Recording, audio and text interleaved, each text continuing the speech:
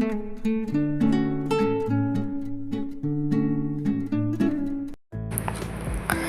అండి, welcome back to Niharika home vlogs. మీరందరూ ఎలా ఉన్నారండి? నేను వచ్చేసి చాలా బాగున్నాను. మీరందరూ ఎలా ఉన్నారో కామెంట్ సెక్షన్లో కామెంట్ చేసేయండి. మరొక మంచి వ్లాగ్తో మీ ముందుకు వచ్చానండి. చూసి సపోర్ట్ చేయండి, ఎండింగ్ వరకు చూడండి.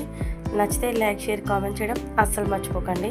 మన వీడియోస్ కనుక ఎవరైనా ఫస్ట్ టైం కనుక చూస్తే సబ్స్క్రైబ్ చేసుకొని ఎండింగ్ వరకు చూడండి. పక్కనే బెల్ సింబల్ ఉంటుంది, దాన్ని కూడా యాక్టివేట్ చేసుకున్నారనుకోండి, నేను వీడియో పెట్టగానే ఫస్ట్ నోటిఫికేషన్ మీ దాకా వస్తుందండి. ఓకేనా friends? Me friends and family కూడా ఖచ్చితంగా షేర్ చేయండి. ఇక్కడ వచ్చేసి ఈ బ్లాగ్ వచ్చేసి చిన్న బతుకమ్మ పండుగ రోజుదండి. ఇక్కడ మార్నింగే నేను బ్రేక్ఫాస్ట్కి ఇడ్లీ ప్రిపేర్ చేస్తున్నానండి. ఇడ్లీ క్వాంటిటీ, ఇడ్లీ మెజర్మెంట్స్ మీకు చూపించాను కదా నేను లాస్ట్ వీడియోలో. లాస్ట్ పిండి కొంచెం ఉంటేను ఇక్కడ బ్రేక్ఫాస్ట్ ఇడ్లీ చేసేస్తున్నానండి. ఫస్ట్ ఆఫ్ ఆల్ అందరికీ హ్యాపీ నవరాత్రులు అండి. అందరూ నవరాత్రులు మంచిగా సెలబ్రేషన్ చేసుకోండి ఫ్రెండ్స్. అమ్మవారిని పూజలు మంచిగా చేసుకోండి. మీరు అనుకున్న కోరికలన్నీ నెరవేరాలని మనస్ఫూర్తిగా కోరుకుంటున్నానండి. అలాగే నా కోరికలు కూడా నెరవేరాలని మీరు కోరుకోండి. నేనేం నవరాత్రులు చేయనండి, కాకపోతే నవరాత్రులు అంటే ఇష్టము. మ్యారేజ్ అయినప్పటి నుంచి ఒక్కసారి అయితే ఉన్నానండి, ఫాస్టింగ్ ఉన్నాను.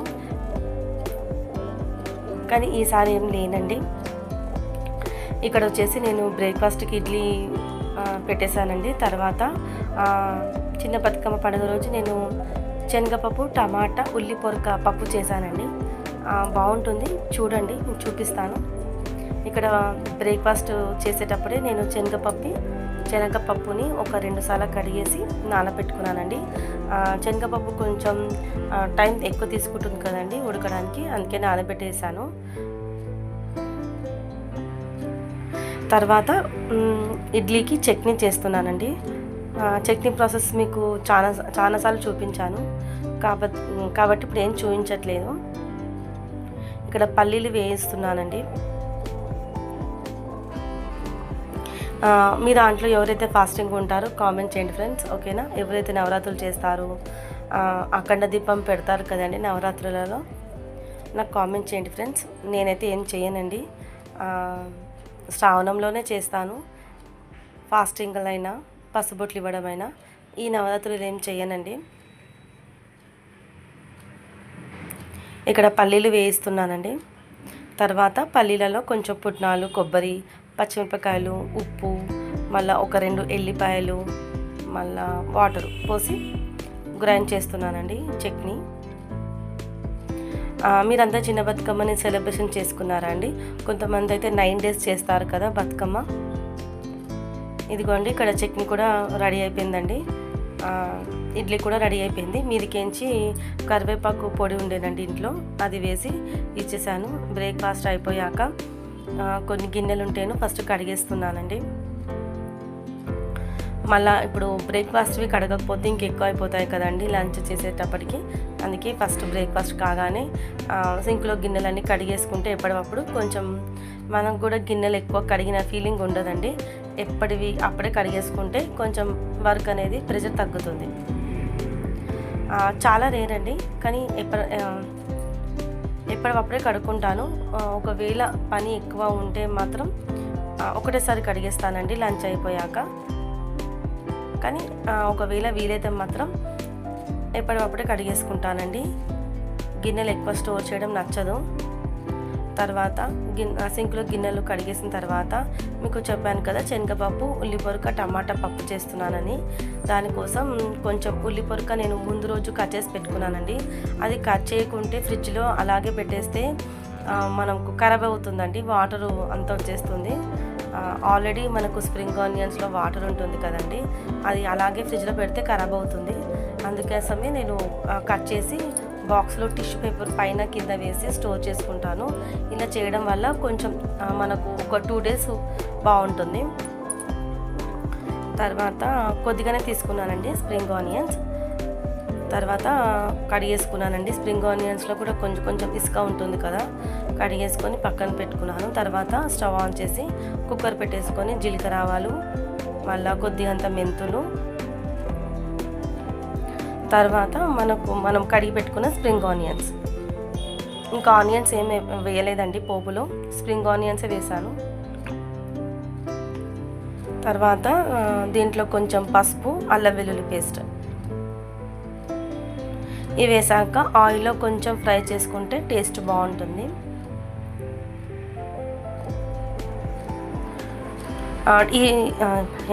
ఈ కాంబినేషన్ ఎవరికైనా తెలియకపోతే ఒకసారి ట్రై చేయండి ఫ్రెండ్స్, చాలా బాగుంటుంది. నా ఫేవరెట్ కర్రీ అని చెప్పొచ్చు. దీంట్లో మీకు ఒకవేళ నచ్చితే లాస్ట్ మనము పప్పు అంతా ఉడికిపోయాక లాస్ట్లో ఎగ్ కొట్టిపోయండి ఫ్రెండ్స్. ఎగ్ కొట్టిపోసి కలపొద్దు, మూత పెట్టేసేయండి. ఆ ఎగ్ ఉడికాక కలపండి, ఇంకా బాగుంటుంది. ఆ పప్పు వచ్చేసి శనగపప్పు, ఉల్లిపొరక, టమాటా, ఎగ్ కర్రీ అంటారు. అది ఇంకా చాలా బాగుంటుందండి. నెక్స్ట్ టైం ఎప్పుడైనా చేసినప్పుడు చూపిస్తాను. మనకు పప్పు అంతా ఉడికిపోయాక ఇంకా స్టవ్ ఆఫ్ చేస్తాం అన్నప్పుడు ఇలాగా చేయండి. ఎగ్ కొట్టిపోసాక మీదికెంచి కొంచెం మిరియాల పొడి అలా యాడ్ చేయండి. అంతే, ఆ ఎగ్ ఉడికేంత వరకు పెట్టేసి స్టవ్ ఆఫ్ చేసుకోవాలి.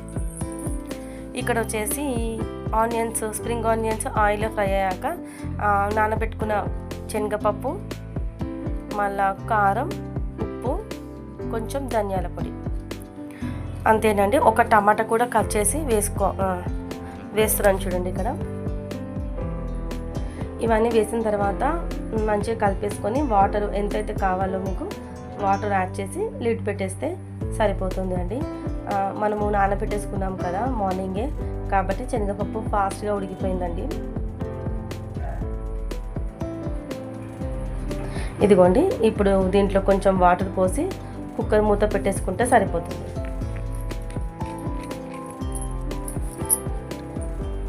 ఒకసారి ట్రై చేయండి. ఎవరికైనా తెలియకపోతే ఎలా ఉంది అనేది కూడా కామెంట్ చేయండి.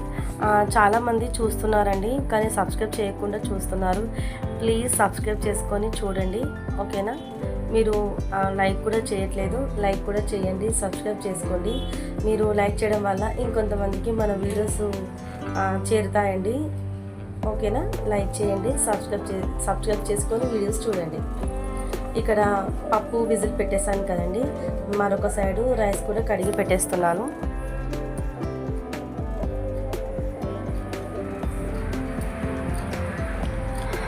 రైస్ కుక్కర్లో చాలా తక్కువనండి. ఎప్పుడన్నా ఇట్లా టైం లేనప్పుడు, కొంచెం హెల్త్ బాగాలేనప్పుడు రైస్ కుక్కర్లో పెడతానండి. డైలీ పెట్టాను,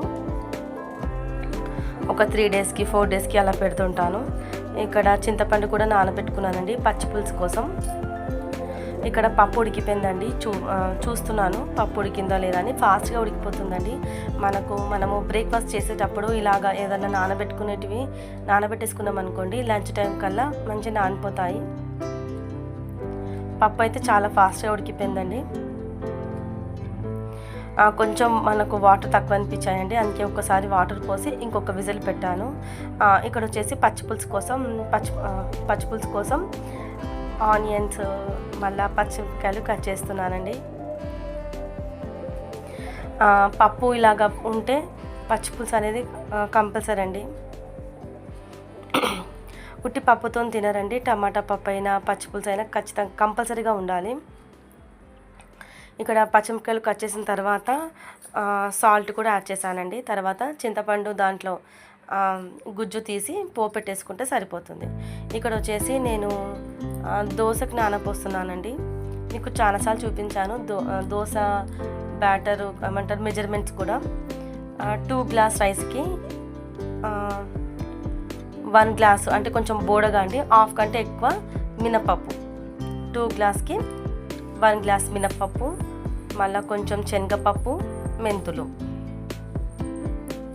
నేను రుబ్బేటప్పుడు ఏమంటారు వీటిని కొర్రలు యాడ్ చేస్తానండి. ఉడికేటప్పుడు ఏమంటారు గ్రైండ్ చేసేటప్పుడు కొర్రలన్నా అటుకులన్నా లేకుంటే బ్రౌన్ రైస్ అయినా ఇది కూడా నేను నానబెడతానండి. కానీ ప్రజెంట్ ఇంట్లో బ్రౌన్ రైస్ అయిపోయాయి.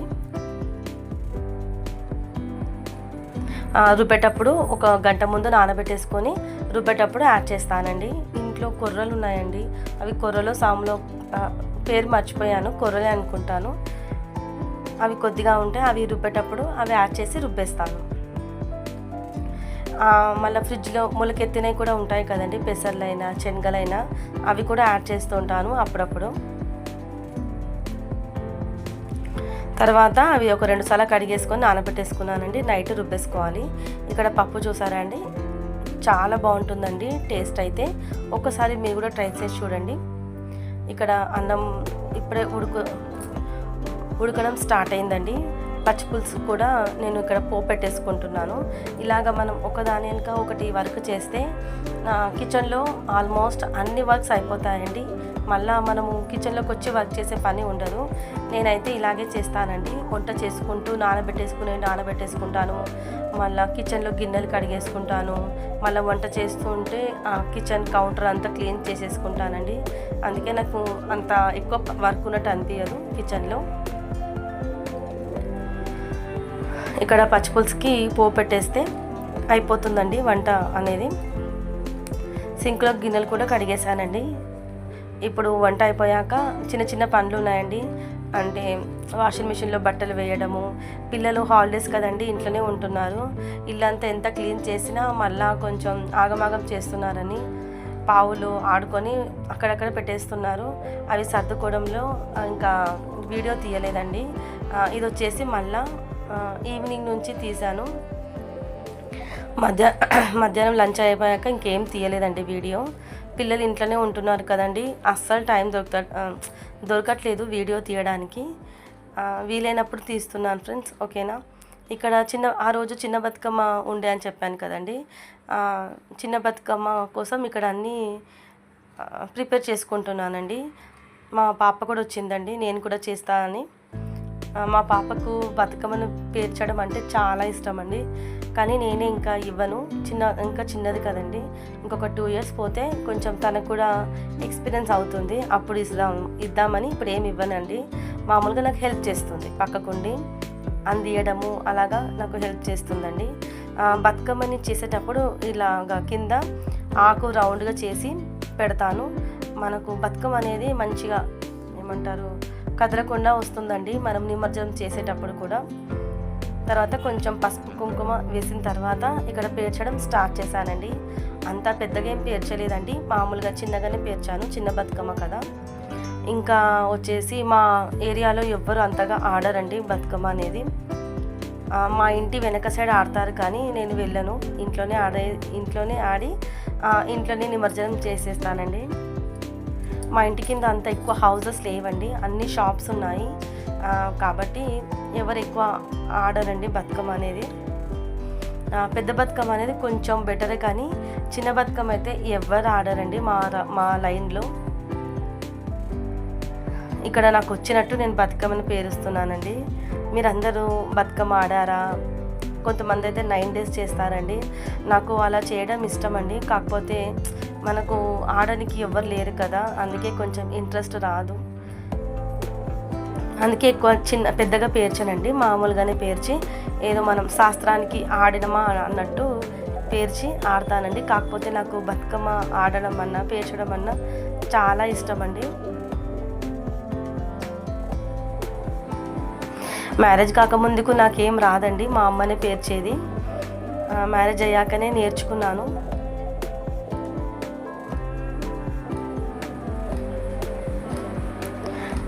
బతుకమ్మని పేర్చేసి పిల్లలు ఆడుకున్నారండి చాలాసేపు.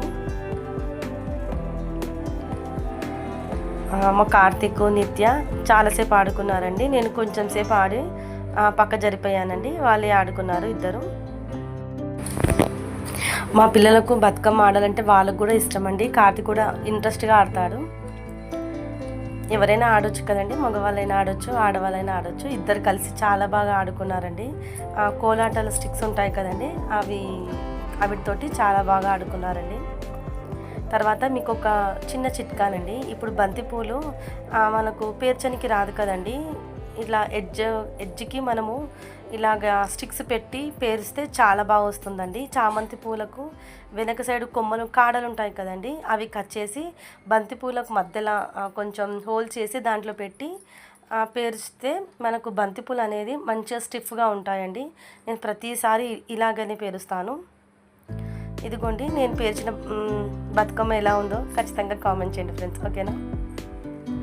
ఇక్కడ వచ్చేసి బతుకమ్మని పేర్చడం అయిపోయాక నేను మా నిత్య పసుబొట్టు తీసుకుంటున్నామండి.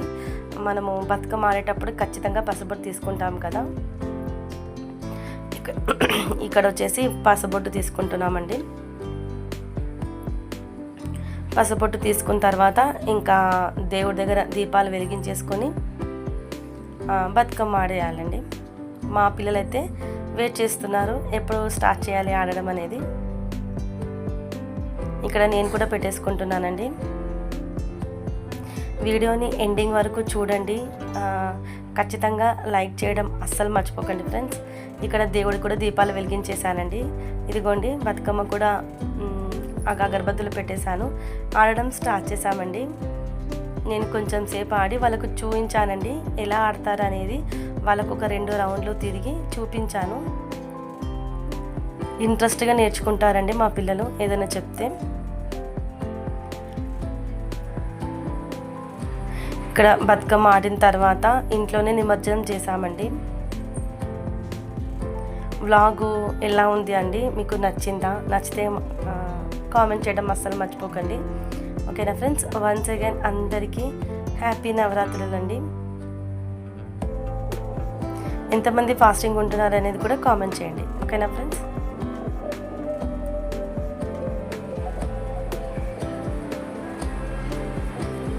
మరి ఈ వ్లాగ్ నచ్చింది అనుకుంటున్నానండి. నచ్చితే కనుక అస్సలు మర్చిపోకుండా లైక్ చేయండి. మరి నెక్స్ట్ వ్లాగ్తో మీ ముందుకు వస్తానండి. అంతవరకు చూస్తున్నాను ఫ్రెండ్స్ నిహారిక హోమ్ వ్లాగ్స్. ఇదిగోండి బతుకమ్మ ఆడాము, 1 గంట సేపు ఆడామండి. తర్వాత నిమజ్జనం కూడా చేసేసాము. చెప్పాను కదా ఇంట్లోనే చేస్తామని. నాకైతే బతుకమ్మ ఆడడం అంటే చాలా ఇష్టం అండి. కాకపోతే ఇంటి సరౌండింగ్లో ఎవరు ఆడరు కదా, నాకు కూడా పెద్దగా ఇంట్రెస్ట్ పోయిందండి. ఓకే ఫ్రెండ్స్, మళ్ళీ నెక్స్ట్ వ్లాగ్తో మళ్ళీ మీ ముందుకు వస్తాను. అంతవరకు చూస్తున్నాను friends Niharika home vlogs. Bye అండి, బాయ్.